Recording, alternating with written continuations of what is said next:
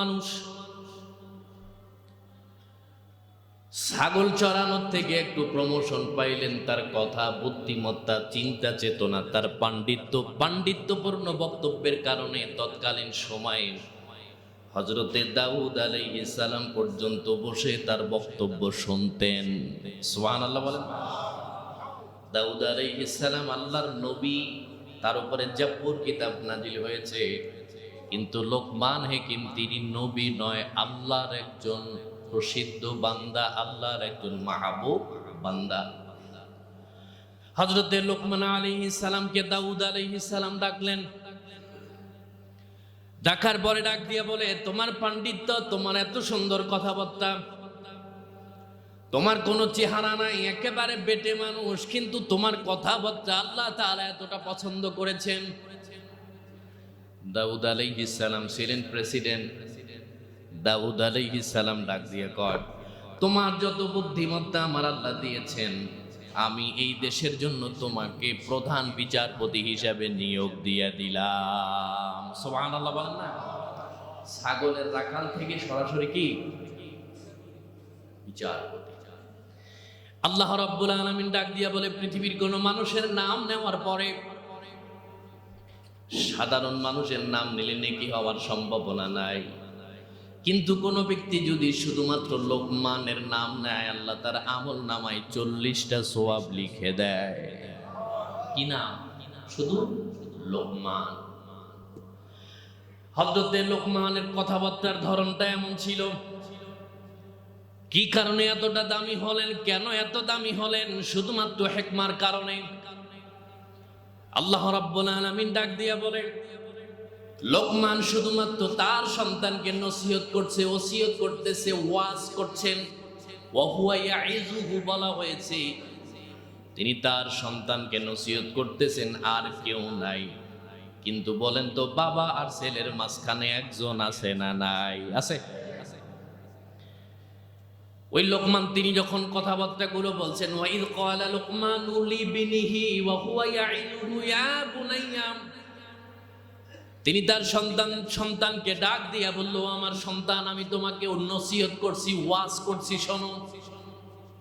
এই কারণে অন্যের মাধ্যমে নসিহতের চাইতে বাবার নসিহত সন্তানের জন্য উপকারে আসে, কারণ বাবা জানে সন্তানের কোনটা ভালো আর কোনটা খারাপ। না, আপনি আপনার সন্তানকে বাড়িতে বসে নসিহত করেছেন, এর আগেও অনেক মানুষ নসিহত করেছে সন্তানকে, কিন্তু আমাদের কোনো কথা, কোনো লেখা স্বর্ণ অক্ষরে লেখা হয় নাই। লোকমান তার সন্তানদেরকে কি নসিহত করলেন? আল্লাহ রাব্বুল আলামিন তার কথাগুলিকে এতটা পছন্দ করলেন, এত মহাব্বত করলেন তার কথাকে আল্লাহ রাব্বুল আলামিন আরশে আজিমে লাওহে মাহফুজের ভিতরে নিয়ে কোরআনুল কারীমের আয়াত হিসাবে সারা পৃথিবীর মানুষদের ভিতরে জানায় দিলেন। সুবহানাল্লাহি ওয়া বিহামদিহি। তখন নবীও আসে নাই, আমার আপনার নবীর প্রায় ৩৫০০ বছর আগের কথা।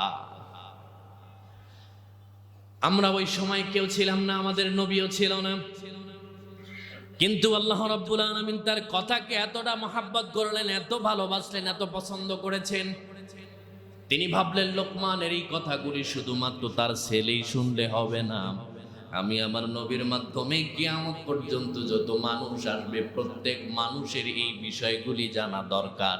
তাই আমার আল্লাহ কোরআনুল কারীমের একটা সূরা বানায়া তার নামে নাজিল করে দিয়ে দিলেন। সুবহানাল্লাহ।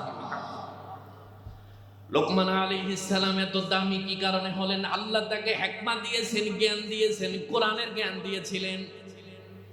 আল্লাহ রাব্বুল আলামিনের হাবিব বলে, ফামান ইউরিদিল্লাহু বিহি খায়রান ইউফাকিহু ফিদ্দীন, পৃথিবীর কোন ব্যক্তিকে যদি আমার আল্লাহ ভালোবাসেন, যদি কল্যাণ দিতে চান, তাহলে তাকে দেন কোরআনের জ্ঞান। সুবহানাল্লাহ। আর নবীজি অন্য হাদিসে বলেছেন, খায়রুকুম মান তাআল্লামাল কুরআনা ওয়া আল্লামা, আল্লাহর কাছে সবথেকে অধিক প্রিয় মানুষ যিনি কোরআন শিক্ষা দেয় এবং শিক্ষা করে। এই কোরআনুল কারীমের সাথে সংস্পর্শে থাকার কারণে লোকমানের কথাগুলি আল্লাহ রাব্বুল আলামিন কোরআনের ভেতরে দিয়ে দিলেন। আল্লাহর নবী ডাক দিয়ে বলেছেন, পৃথিবীর কোন আলেম, কোন কোরআন পড়নেওয়ালা যে আজকে আপনারা মসজিদে এসেছেন, আল্লাহর নবী ডাক দিয়ে কয়, যেহেতু কোরআনের মজলিস শোনার জন্য বাড়ি থেকে রওনা করেছে, আল্লাহর নবী ডাক দিয়ে কয় আজিনি হাতাহু, যারা নামাজের জন্য মসজিদের দিকে রওনা করেছে, আল্লাহ তাদের প্রত্যেকের পায়ের নিচে ফেরেশতাদের নুরানি পর বিছিয়ে দিয়েছে। সুবহানাল্লাহ। আমাদের দাম ফেরেশতার চাই কম না বেশি? আস্তে কয় কেন, কম না বেশি? কিরকম বেশি? আদম আলাইহিস সালামকে বানানোর পরে আল্লাহ হুকুম দিয়েছিলেন শয়তানকে না ফেরেশতাকে? ফেরেশতাকে হুকুম দিয়েছিলেন, শয়তানকেও? আল্লাহ রাব্বুল আলামিন বলে দিয়েছিলেন ফাসাজাদাল মালাইকাতু কুল্লুহুম আজমাউন। হাদিসের ভাষায় বলা হয়েছে কুল্লুহুম আজমাইন। আল্লাহ রাব্বুল আলামিন হযরতে আদম আলাইহিস সালামকে বানানোর পরে সমস্ত ফেরেশতাদেরকে বলল, তোমরা আদমকে সেজদা দাও। সুবহানাল্লাহ বলেন না? এটা আবার বুঝে নিয়েন না যে আদমকে যেহেতু সেজদা দিছে তাইলে পীরের পায়েও সেজদা করা যায়। যায়? জায়েজ না হালাল? জায়েজ না হালাল না হারাম? আল্লাহ রাব্বুল আলামিন ফেরেশতাদেরকে ডাক দিয়ে বলল, তোমরা হযরতে আদম আলাইহিস সালামকে সেজদা করো। এতে কি বোঝা যায় ফেরেশতার চাইতে আদমের দাম কম না বেশি? তুমি মাটির আদমকে প্রথম সৃষ্টি করিয়া ঘোষণা করিয়া দিলেন শ্রেষ্ঠ বলিয়া, তাই নূরের ফেরেশতা করিল আদমকে সেজদা, তাই নূরের ফেরেশতা করিল আদমকে সেজদা, সবার চেয়ে দিলেন মাটির আদমকে সম্মান। আল্লাহু আল্লাহু তুমি জাল্লে জালালু, শেষ করা তো যায় না গে তোমার গুণগান। আল্লাহু আল্লাহু তুমি জাল্লে জালালু, শেষ করা তো যায় না গে তোমার গুণগান। সুবহানাল্লাহি ওয়া বিহামদিহি। আল্লাহ রাব্বুল আলামিন ডাক দিয়া বলে, ফেরেশতাদের সেজদার মাধ্যমে আমি আদম আলাইহিস সালামকে সম্মানিত করেছি। এখন আমাদের আদি পিতা হযরতে আদম আলাইহিস সালাম, তিনি একা সম্মানিত হলে হবে না, সন্তানদেরও সম্মানিত করতে হবে। তাই আল্লাহ ডাক দিয়া কয়, লাকাদ কাররামনা বানি আদম, আমি শুধু আদমকে সম্মানিত করি নাই, তার সন্তানদেরকেও সম্মান দিয়েছি। কেমন সম্মান দিয়েছে? আপনারা যারা এসেছেন মসজিদের দিকে, আল্লাহর নবী কি কয় আজকের খুতবার ভিতরে বক্তব্য আছে। আল্লাহ রাব্বুল আলামিন ডাক দিয়া বলে, আমার দুনিয়ার মানুষ শোনো, পৃথিবীর কোন ব্যক্তি কোরআনের মজলিস শোনার জন্য যখন বাড়ি থেকে রওনা করে, হতে পারে তার দ্বারা কোনো একটা গুনাহ হয়ে গেছে, হয় না? কোরআনের সংস্পর্শে আসার কারণে কোনো কারণে তার জন্য গুনাহ হয়ে গেছে। আল্লাহ রাব্বুল আলামিন সারা পৃথিবীর সমস্ত মাখলুকের কাছে আল্লাহ তাআলা ঘোষণা দিয়ে দেয়, আস্তাগফির লাহু। পৃথিবীর সমস্ত মানুষ বাদে যত মাখলুক আছে সব মাখলুকের কাছে ঘোষণা দেয়, তোমরা তো নিষ্পাপ, তোমাদের কোনো গুনাহ নাই। আমার ওই বান্দা একটু গুনাহ করে ফেলেছে, তুমি তার জন্য মাগফিরাত কামনা করতে থাকো, আমি তাদেরকে মাফ করে দিব। সুবহানাল্লাহ। আমাদের দ্বারা একটা গুনাহ হয়ে গেছে, আল্লাহ আমাকে এত মহব্বত করে আমাদেরকে।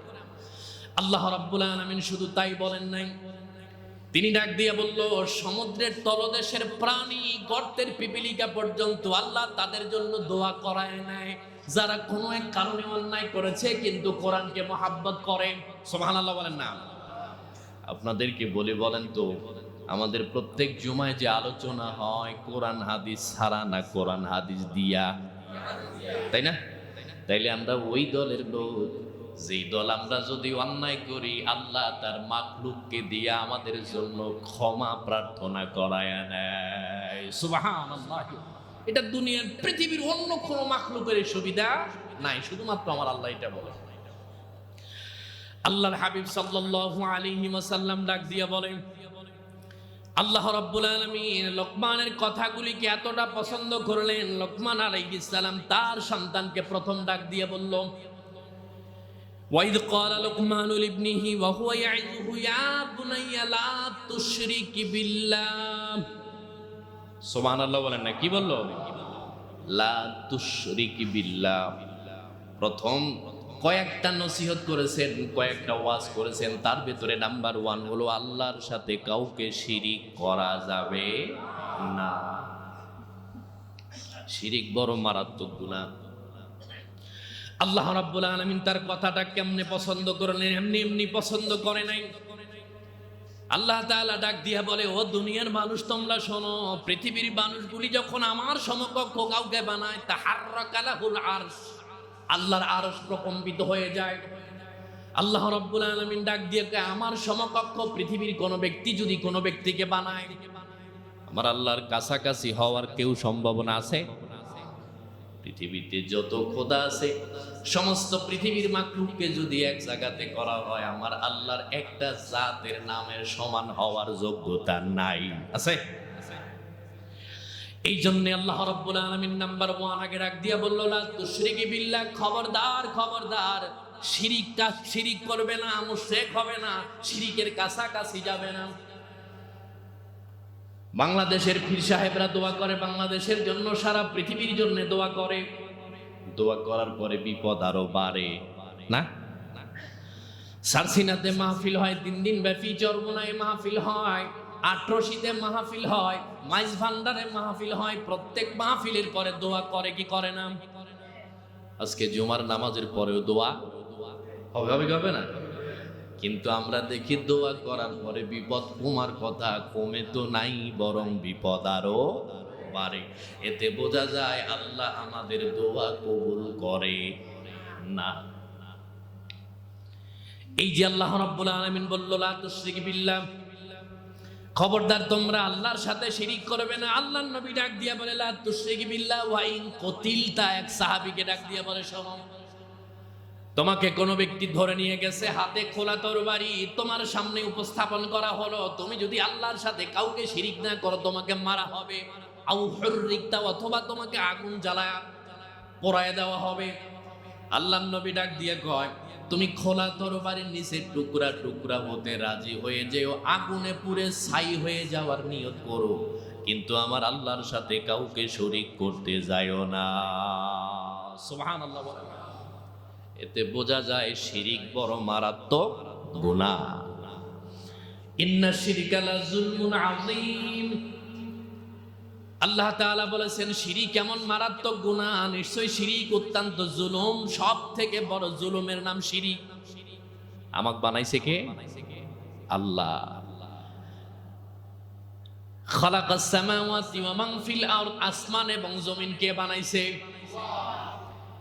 কিন্তু আমরা মনে করি আমি তো শিরিক করি না, শিরিকের সাথে আমি জড়িত নই, আমার দোয়া কবুল হয়। আমরা কোনো না কোনোভাবে শিরিকের সাথে সম্পৃক্ত আমাদের মনের অজান্তে। সেটা কেমনে? শিরিক 2 প্রকার, একটা হলো আশিরকু বিজ্জাত, আশিরকু বিসিফাত।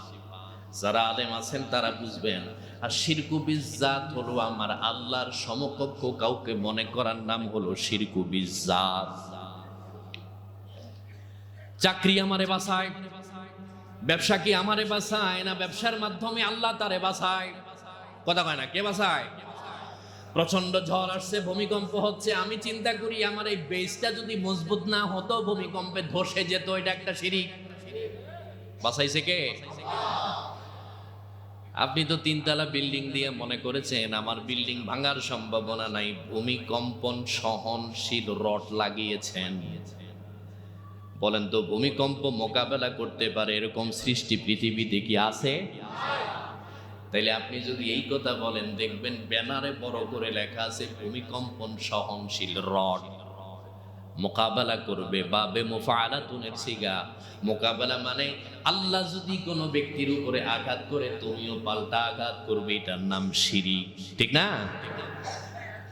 প্রচন্ড ঝড় এসে গেছে, আমরা তখন দোয়া করি, লা ইলাহা ইল্লা আনতা সুবহানাকা ইন্নী কুনতু মিনাজ জালিমিন। ঝড় থেমে যাওয়ার পরে আমাদের প্রত্যেকের মনের চিন্তা ভাবনা হলো, ঘরের খুঁটি যদি মজবুত না থাকতো আজকে ঝড়ে ভেঙে যেত। খুঁটি বাঁচাইছে না আল্লাহ বাঁচাইছে? নূহ আলাইহিস সালামের প্লাবনের সময় সারা পৃথিবী পানির নিচে নিমজ্জিত ছিল, কিন্তু আমার আল্লাহ এক বৃদ্ধ মহিলাকে বাঁচিয়ে রেখেছিল, প্লাবন তাকে ক্ষতি করতে পারে নাই। আল্লাহ রাব্বুল আলামিন এবার কি কয় শুনুন শিরকের ব্যাপারে। আশিরকু বিজ্জাত, কোন ব্যক্তি যদি আমার আল্লাহর জাতের সাথে আল্লাহর নিজস্ব এখতিয়ারের সাথে কোন ব্যক্তি যদি সামঞ্জস্য করে, এটা শিরকু বিজ্জাত। আশিরকু বিসিফাত, আমার আল্লাহর একটা নাম হলো রাজ্জাক। কি নাম? রিজিক দাতা। না, রিজিক কে দেয়? আল্লাহ দেয়। আমি আপনি কি খাই? সাগরের তলদেশে এমন কিছু জলজ প্রাণী আছে, গোটা কুমিল্লার মানুষ যা খায় একটা মাছ এক বেলাতে তা খায়, খায় না? হযরতে সুলাইমান আলাইহিস সালাম আল্লাহ রাব্বুল আলামিনের কাছে বলেছিল, মালিক আমি সারা পৃথিবীর সমস্ত মাখলুককে এক বেলা খানা খাওয়াইতে চাই। আল্লাহ তাআলা বারবার তাকে নিষেধ করেছিলেন। সূরাতুন নামলের ভিতরে আল্লাহ ডাক দিয়ে কয়, খবরদার, স্পর্ধা তুমি দেখিও না, পারবে না, চুপ করে থাকো। সুলাইমান আলাইহিস সালাম সারা পৃথিবীর প্রেসিডেন্ট ছিলেন। মুসলমানের ভিতরে দুইজন, যুলকারনাইন আর হযরতে সুলাইমান আলাইহিস সালাম অন্যতম, তিনি নবী আবার প্রেসিডেন্ট। সুলাইমান আলাইহিস সালামকে আল্লাহ তাআলা বারবার ডাক দিয়ে কয়, পারবা না। কয়, কেন পারবো না? সারা দুনিয়ার জিন সম্প্রদায় আমার তাবেদার করে, বাতাস পর্যন্ত তুমি আমার তাবেদার করে দিয়েছো, আমি কেন পারবো না? আল্লাহ তাআলা কয়, তাইলে আয়োজন করো।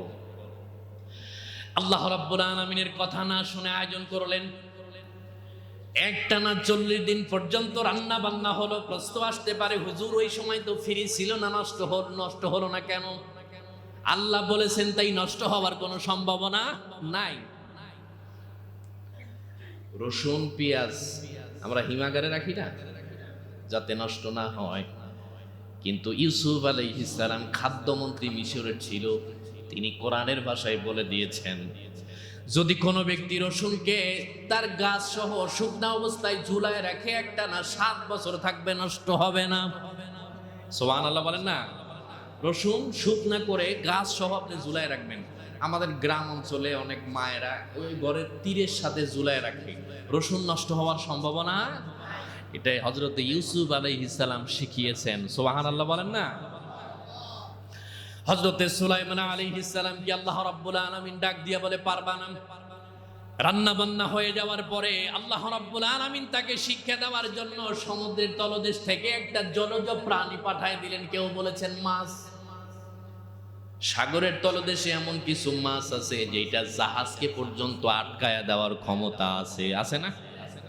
মাঝে মধ্যে আমরা সমুদ্র সৈকতে দেখি তিমি ভেসে উঠেছে মরে, তার বিশাল বড় দেহ।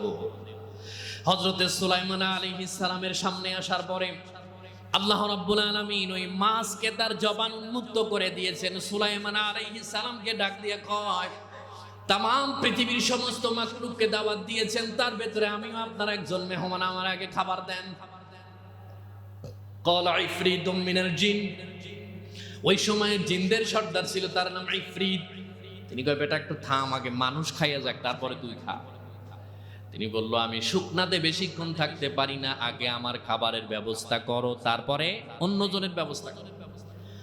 হযরতে সুলাইমান আলাইহিস সালামের দাওয়াত খেতে এসে 40 দিন পর্যন্ত যা রান্না করেছে সব তার মুখের ভিতরে দিয়ে দেওয়া হলো একবারে। হা করে আছে। সুলাইমান আলাইহিস সালাম ডাক দিয়ে বলে, তুমি কেন মুখটা চাপাও না? তিনি বলল, আল্লাহ রাব্বুল আলামিন আমাকে প্রতিদিন 3 লোকমা করে খাওয়ায়, ওই 1 লোকমার অর্ধেকটা পর্যন্ত এখন হয় নাই। সুবহানাল্লাহ। আল্লাহর নাম রাজ্জাক। কে খাওয়ায়? হরিণের গোশতের দাম কম না বেশি? কিন্তু প্রতিদিন বাঘ হরিণ শিকার করে কি করে না? কত দামি গোশত। এখন আপনি চিন্তা করতেছেন, আমার বিশাল বড় ব্যবসা আছে, ব্যবসা আমার লক্ষ্মী, আমার একটা গাড়ি আছে, গাড়ি আমার লক্ষ্মী। হুজুর করোনা হোক আর ভূমিকম্প হয়ে যাক, আমার 2 ছেলে ইটালিতে থাকে, আল্লাহর রহমতে আমার কোনো ঠেকা নাই। ছেলের চাকরি তাকে বাঁচায়, ব্যবসা তারে খাওয়ায়, গাড়ি তারে খাওয়ায় না, আল্লাহ তারে খাওয়ায়। কে খাওয়ায়? এখন আপনি নিজেই নিজেকে জিজ্ঞেস করে দেখেন তো, এরকম মনোভাব আমাদের মাঝে মধ্যে আসে কি আসে না? আসে না? আমরা হুজুররা যারা আছি, আমরা আরো টেনশনে, হায়রে মসজিদের ইমামতি যদি না থাকে কি করে খাবো? নবীজি ডাক দিয়ে বলেছেন, এটা একটা শিরিক। তুমি যে শিরিক করেছ তুমি বুঝবে না, সেইটা আবার কেমনে? নামাজে দাঁড়িয়েছে কেউ নাই মসজিদের ভেতরে, ইমাম সাহেব নামাজে দাঁড়াইছে, একটু সুন্নত পড়ার জন্য নিয়ত করেছে। কেউ যেহেতু মসজিদে নাই তাই প্রথম রাকাতটা তার ইচ্ছা মতো আদায় করেছে। দ্বিতীয়বার মোবারক ভাই আমার পাশে এসে বসে গেছে। এবার বলেন তো দ্বিতীয় রাকাত কি আগের মতো হবে না? একটু কথা কানে একটু ঠিকঠাক করে পড়া লাগবে না? কারণ এই নামাজ পড়ে বের হয়ে যাওয়ার পরে বলতে পারে হুজুর নামাজের শরীর চুলকায়, রুকু সেজদা ঠিক মতো দেয় না। প্রথম রাকাত হয়েছে আমার আল্লাহর জন্য, আর দ্বিতীয় রাকাত হয়েছে আমার মোবারক ভাইয়ের জন্য। এটার নামও শিরিক। ঠিক কথা কানে কেন আছে না? এরকম হয়। আল্লাহ রাব্বুল আলামিন তাই ডাক দিয়ে বলেছেন, শোনো শিরিক করবে না, শিরিকের কাছাকাছি যাবে না। এবার আল্লাহ অন্য জায়গাতে তার কথার ব্যাখ্যা দিয়ে ডাক দিয়ে বলে, ইন্নাল্লাহা লা ইউশরিকু ইন্নাল্লাহা লা ইয়াগফিরু আন ইউশরাকা ওয়া ইয়াগফিরু মা দুনা যালিকা লিমান ইয়াশা। আল্লাহ তাআলা ডাক দিয়ে কয়, যারা আলেম আছেন তারা বুঝবেন, ইন্না নিশ্চয়ই সুপারলেটিভ ডিগ্রি। আল্লাহ রাব্বুল আলামিন বলেছেন ইন্নাল্লাহা লা ইয়াগফিরু, আল্লাহ তাআলা তাদেরকে কখনোই maaf করবে না। আইনি শরাকা বিহি, যারা আল্লাহর সাথে শিরিক করে আল্লাহ তাদেরকে maaf করবে না। আল্লাহ রাব্বুল আলামিন ডাক দিয়ে বলে, শোনো তোমাকে আগুনে নিক্ষেপ করা হবে, কেটে ফেলা হবে, তারপরে তুমি আল্লাহর সাথে শিরিক করবে না। 100টা খুন করে জান্নাতে গেছে এরকম কথা বুখারী শরীফের ভেতরে আছে। পতিতা বৃদ্ধি করে, নিজের বডি বিক্রি করে খায়, সামান্য কুকুরকে পানি পান করানোর পরে জান্নাতে গেছে, এরকম হাদিসও বুখারীর ভেতরে আছে। কিন্তু শিরিক করলে কোনো মাফ নাই। এতে বোঝা যায় মাঝে মধ্যে খুন করা জায়েজ আছে না?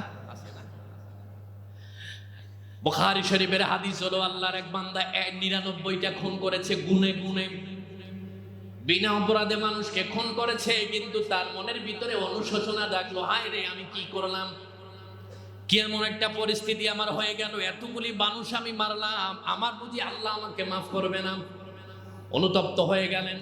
তাই তিনি রওনা করেছেন শহরের সবথেকে বড় মসজিদের দিকে, দামেস্কের বড় মসজিদে চলে গেলেন মাপ চাইবেন। ইমাম সাহেবকে ডাক দিয়ে কয়, 99টা খুন করেছি, আপনি আমাকে বলে দেন তো মাফ পাওয়ার কোন রাস্তা আছে কি না? হুজুর ছিল একটু ওমর রাদিয়াল্লাহু তাআলা আনহুর মতো রাগী। বেটা সাহস কত রে, 99টা খুন করেও আমার কাছে এসে এবার মাফের কথা দমক দিছে। রাগী মানুষ, ইনি যেমন দমক দিছে যে খুন করছে, হে আবার 2 ডবল দমক দিয়া কয়, যাই হোক 99টা যেহেতু মারছি, আপনারে মাইরে 100টা পূরণ করুন।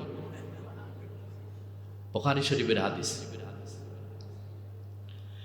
ইমাম সাহেবকে তিনি দুনিয়ার ভেতর থেকে বিদায় করে দিয়ে 100টা খুন করে আবার তিনি অনুতপ্ত হলেন, আমি আসছি আল্লাহর কাছে মাপ চাওয়ার জন্য, কিন্তু আমি এটা কি করলাম, হায় হায় আমার অন্য জায়গায় যাওয়া লাগবে। তিনি আবার অন্য একটা মসজিদের দিকে রওনা করলেন। ঘটনা ইমাম সাহেবকে খুলে বললেন, আপনার মতো এক ইমামকে সাইজ করে দিয়েছি, 100 জন মারছি, আমার মাপ পাওয়ার কোনো উপায় তো আছে কিনা আপনি আমাকে একটু বলে দেন। তিনি বুঝলেন এ অনুশোচনায় আক্রান্ত হয়ে গেছে, আমার আল্লাহর নাম একটা আছে গফফার, আছে না নাই? রহমানুর রহিম। ওই আলেম তাকে ডাক দিয়ে বলল, শোনো আল্লাহ রাব্বুল আলামিন তুমি যদি 1000 খুন করো এরপরে আল্লাহ তোমাকে মাফ করবে, তবে পদ্ধতি আছে, আমার কাছে বসো। তুমি যদি আল্লাহর কাছ থেকে মাফ পেতে চাও তাহলে আমার সহবতে থাকতে হবে কিছুদিন। হুজুর বুঝে নিয়েছেন ও যে 99টা খুন আগে করেছে, আশেপাশে ভালো মানুষ নাই, এই জন্য আল্লাহ বলেছেন কুনু মা'আস সাদিকিন, সত্যবাদীদের অনুসারী হও। যে ব্যক্তি যেই জায়গাতে মদ খায় দেখবেন আশেপাশে মদ বিক্রেতা আছে, যে ফেন্সিডিল খায় তার বন্ধু বান্ধব ফেন্সিডিল খায়, যে আবার ট্যাবলেট বিক্রি করে দেখবেন তারও বন্ধু বান্ধব 2-1 জনই আবার ট্যাবলেট বিক্রি